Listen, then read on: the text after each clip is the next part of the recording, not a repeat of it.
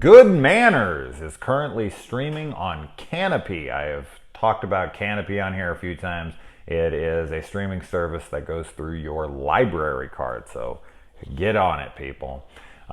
This is a foreign flick that is, it's pretty horror light. It's more of like a fairy tale romance and drama with some horror elements. And, at the end of the day, it's a werewolf movie, but the werewolf and the horror stuff is not prominent. So if anyone's going into this expecting it's actually also a musical as well. So that might immediately throw a bunch of people off. Everything I just said, it just sounds like this hodgepodge of stuff that a bunch of people would be like, nope, not for me. And I completely understand, but man, I thought this movie was pretty great.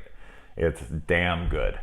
But you have to like all the aforementioned things more so than horror, because the horror, as I said, kind of takes a back seat. It's just kind of sprinkled in here and there. Mostly, it's a drama romance. And then it's a movie, because what happens is there's this woman, and she is hired by this pregnant lady to be her nanny and her helper until she gives birth to her baby. And she is... I don't know how much I want to give away, but they strike up a bit of a romance here. I can only say so much because I already said it was a werewolf movie. You can see that by the poster, so I don't feel like I'm giving away too much on that. But I guess I'll keep it there. Anything more, I guess, would be spoiler territory. But the lead actress here, I don't know her name. I don't know anyone's in this name, but the nanny here, I thought she was great.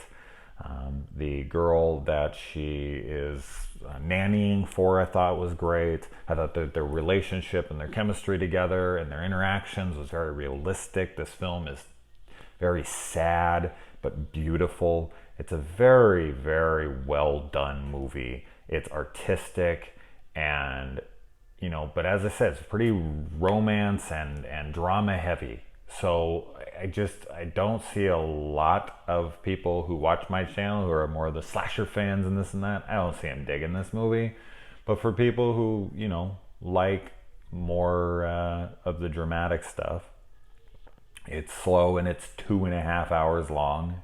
And I don't think there's a word of English spoken in. I think there's a couple, but it's almost 100%, in a different language. So subtitles, 2.5 hours, drama, romance, heavy fantasy with very little horror elements.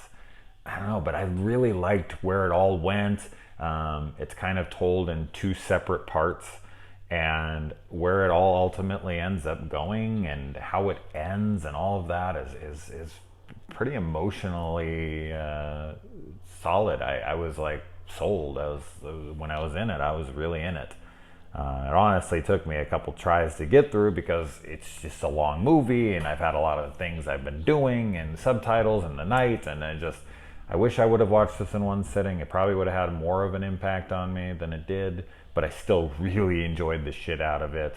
I don't know when it'll be coming out for anything but Kanopy. I want to say that's the only place. Maybe you can rent it. I didn't see it, but I think maybe I'll have to check on Just Watch. Great app. Make sure you download it.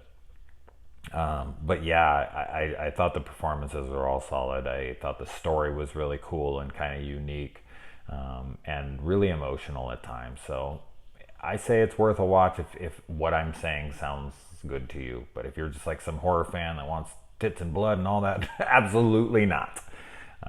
But yeah, if you guys have seen it, let me know. If you check it out, let me know. Adios.